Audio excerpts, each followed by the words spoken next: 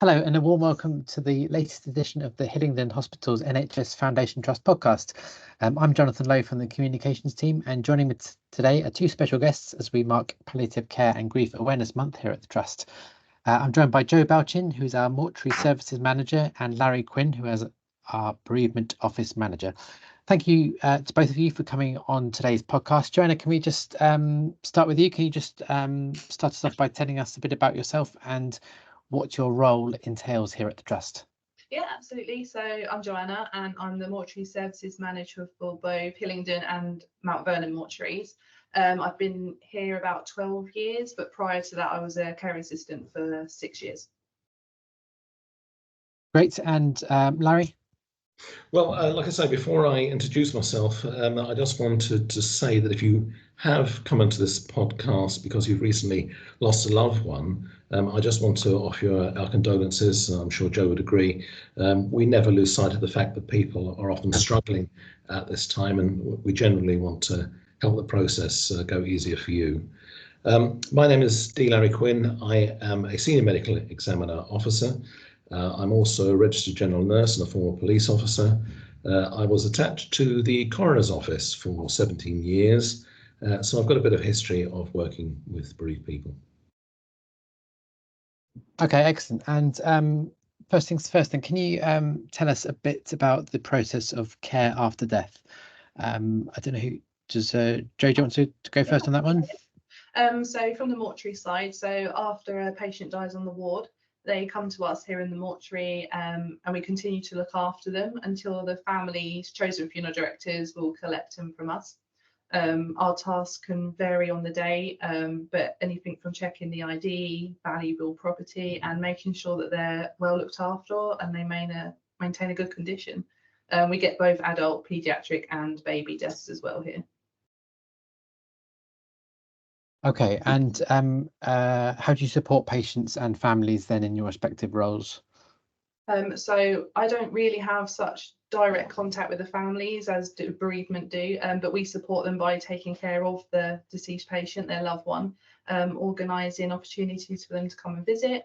And me and my team are also heavily involved in organising monthly funerals for the babies, which involves a lot of pastoral care as well.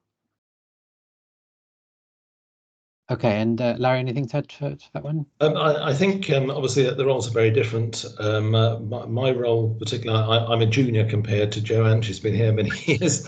I've only been here 3.5 years, but I did help develop the hospital side of this new service. It's important, this is a new service. It was set up in the wake of the Harold Shipman inquiries, basically to make sure that families have a voice. I work with a colleague, Holly Jackson, who helped set up the community side of things. And in September, all our efforts come together. We get into a statutory process for ensuring a bereaved-centred, modern, accountable registration service. Our role, after following on from the body going to Joanne, is to prepare paperwork for a person who's reported to the medical examiner office, so that the medical examiner, as a senior doctor, can scrutinise the notes and detail his or her suggestions for the cause of death, if possible, a natural cause of death. At the same time, the bereavement office calls the doctors, tries to get them together so that they can liaise with the medical examiner, and then there's a discussion and the agreed cause is put on the medical certificate. Part of the main role now, the legal side of things, is that we would then call the next of kin. That's the next of kin noted on the notes, and then let them know what the cause was chosen, and answer any questions or have any detail any of their comments. That's one of the things that, although it was always happened in the past, I think the thing that missed out in the past was the explanation idea, especially, like I say, post-Shipman. We're independent of the hospital trust. We don't work with the trust. We work for NHS England, and so people can speak openly about us if they have a concern, and we also let them know how to go about doing the registration of the death. So the next thing then is we send the certificate to the register office, or we go there ourselves sometimes, so it's waiting for them when the family contacts the register office to make an appointment. Okay, and how important would you say is the concept of dignity to your day-to-day roles then?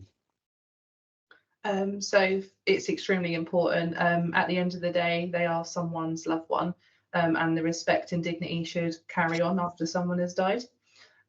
We treat the deceased patients with dignity and respect, like we would want our own relatives to be treated. And we take really good care of the patients. And this was actually noted in our recent inspection that we had by our governing body who licensed us. Okay, and Larry, is there anything that you wanted to add to? Yeah, I think that's important. Perspective? What Jo says, you know, that she's recently had this visit and got very good marks. We, as well as a team, for us, dignity and confidentiality are paramount in our communication with people who cared about it. It doesn't really matter if it's next of kin, it's even friends. And indeed, we've won a trust-based cares award for communication a couple of years ago. We were going to do this then. We have to balance proper release of information to the right people with the needs of care for any person who loves a bereaved. Generally, we'll speak to next of kin, details as such in the notes, but if they wish us to speak to somebody else on their behalf, that's fine. We tend not to have as many people visit us as we used to when it was just the bereavement office. It seems that especially since COVID, people do tend to do a lot more online, a lot more on the phone, but we're always available. So even though we may, you know, not be expecting people, we would never turn anyone around away. We would always make sure that we sat down with people, especially with regards to faith deaths, which are things that we know have to be done very quickly, very sensitively. Sure. And in terms of managing families wishing to visit a loved one after death, obviously there's a huge amount of emotions that everyone is going through. I imagine it's quite a difficult job to deal with them, is it? So from our part, we sort of get the patient ready for viewing, but it's really important to manage expectations for families. We're quite a small team and we only have the one room, and sometimes viewings aren't possible here for a number of reasons. However, when it is, we do prepare the patient and give the families an opportunity to say goodbye in a nice peaceful environment, but they also have that opportunity at the funeral directors as well. But the actual booking of the viewing appointment is done by Larry and his team up in the bereavement office, who have contact with the ward and the families. So I don't know if you want to expand a bit more, Larry, on that. No, I think you know, Jo, the mortuary manager, she deals with the actual viewing, but we facilitate it by making sure there's someone available from the ward generally. But to be honest, the wards, you know, might get very short notice, and we'll go down and we'll sit as well with them. Like I say, having been with the coroner's service for nearly 20 years, that was something we used to do all the time for coroner's viewings. So yeah, it's not something we'd have any problem with. Okay, and in terms of the biggest pressures of your jobs, what would you say they are on a sort of day-to-day basis? I guess the general nature of the job can be quite difficult. It does come with a lot of emotion and empathy towards other people. It's just really important to rely on colleagues to process the day, because it can be really intense. I wouldn't say there's anything in particular for me anyway. I'm not sure about you, Larry.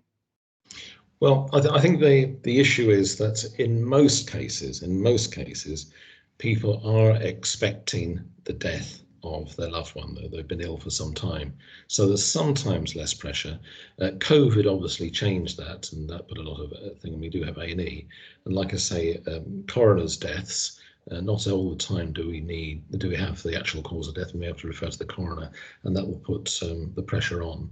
But in most cases, people are expecting. So we tend to put our own pressure, I think, to do things as quickly as we can for families. But we have to balance that against the idea of not making them feel rushed or that it's a conveyor belt in any way. There is generally, within reason, no need to do things absolutely urgently, and a day or two can be fine. But we do try and turn things around in one day if we can. The only time restraint that there was this 5-day rule where you had to register within 5 days of the death.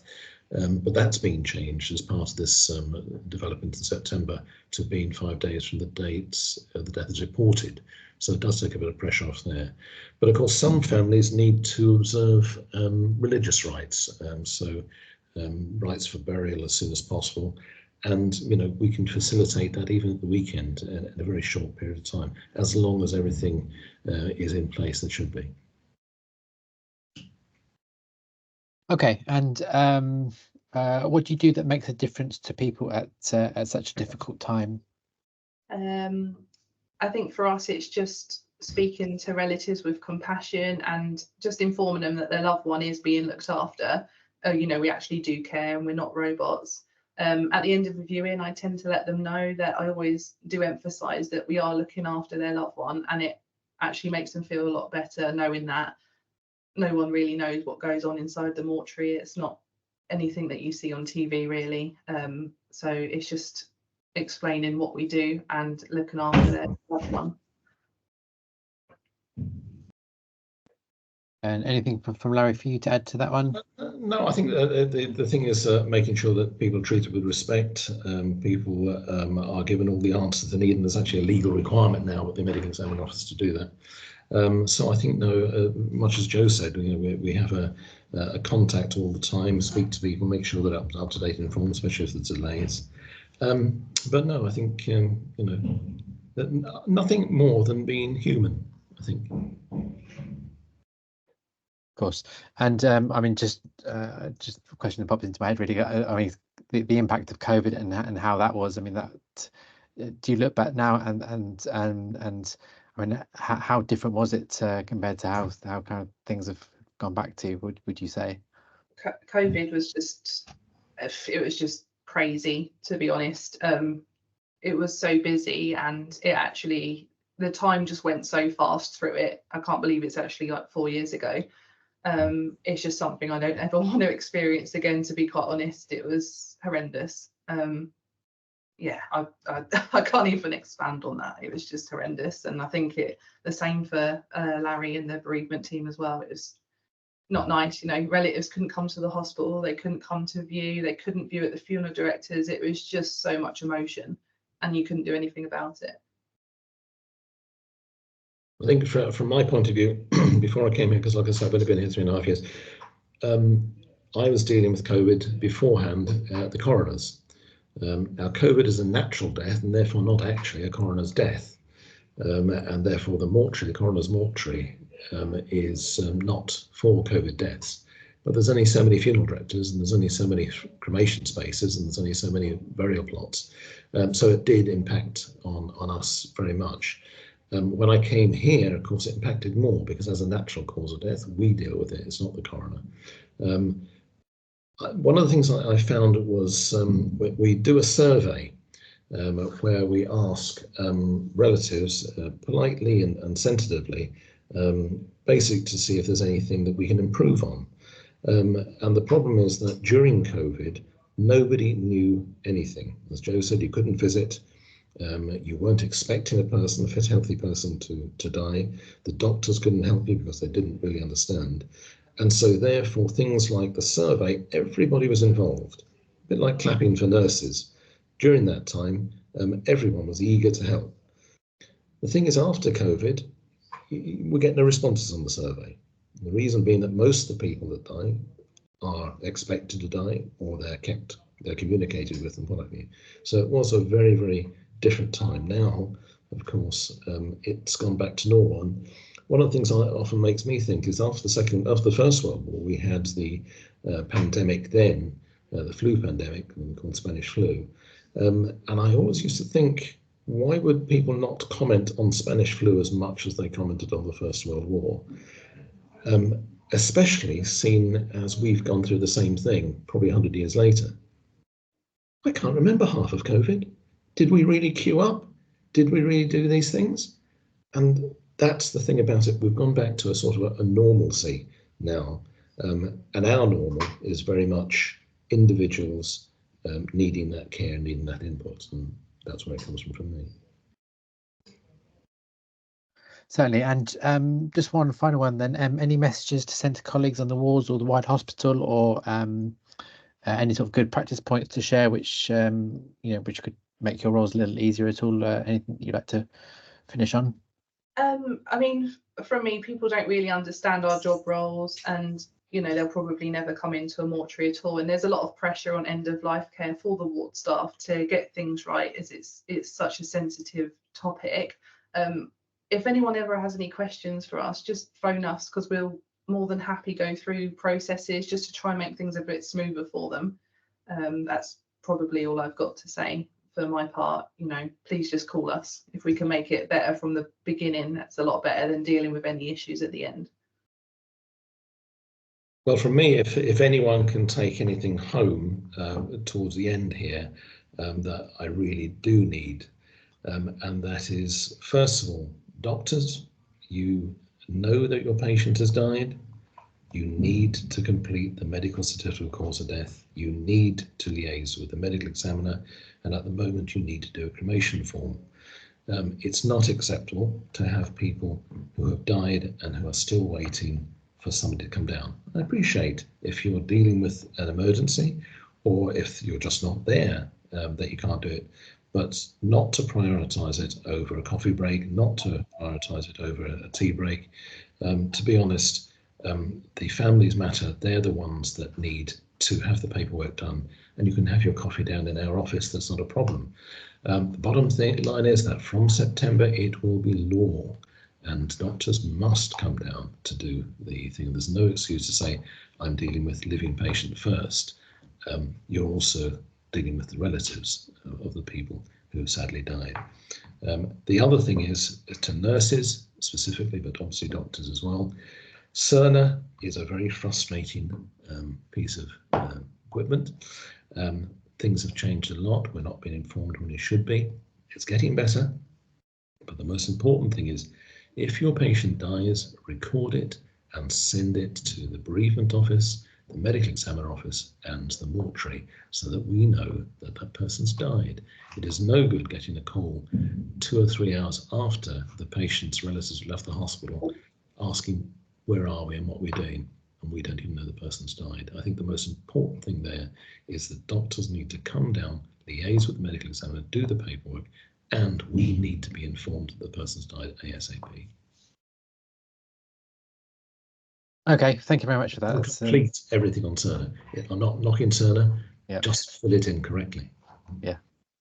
So sounds like communication needs a little bit improving, but since I've come, I have produced booklets, I have done websites, I have put stuff onto Trust News when it was the old Trust News, and it doesn't appear that it gets through. People are still asking those same questions, and in fact we've all done the learning. It's just you don't deal with deaths as often as you do with the medication round.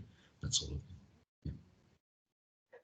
And of course, the reason why we come together for this is for Palliative Care and Grief Awareness Month, and all the topics that we talked about today, all these issues that have come up. It's so important, isn't it, to keep the conversation going and keep awareness as much as possible. Yeah, definitely. For everyone involved. Great. Okay. Well, rules are changing in the future to make things easier. I'm not too sure I necessarily agree with them, but things like doctors having to have seen the patient in the last 28 days. That's now going to change. As long as the doctor has seen it at any stage in life within reason and can give a cause of death, then that's okay. That will increase the number of doctors who can actually come down. I appreciate there were restrictions before, but at the moment, somebody has got to be identified as the person who can do the paperwork. Okay, excellent. I think that's covered. We've covered everything. Then, is there anything else that we've missed off, or anything else you'd like to raise at all? No, not from my end, no. So, okay. If that message can get out, I'll be really happy. Yes, of course. Happy Lovely. Oh, perfect. What a way to end. Thank you very much again then to Joanna and Larry for coming on the podcast today, and hope you've enjoyed taking part. We'll be back with another podcast very soon, so keep an eye out for that on Buzzsprout or wherever you get your podcasts. And if you're listening and want to get involved in a future podcast, then just email thh-tr.communications@nhs.net. Thank you very much for listening today then, and until next time, goodbye. See you later. Bye.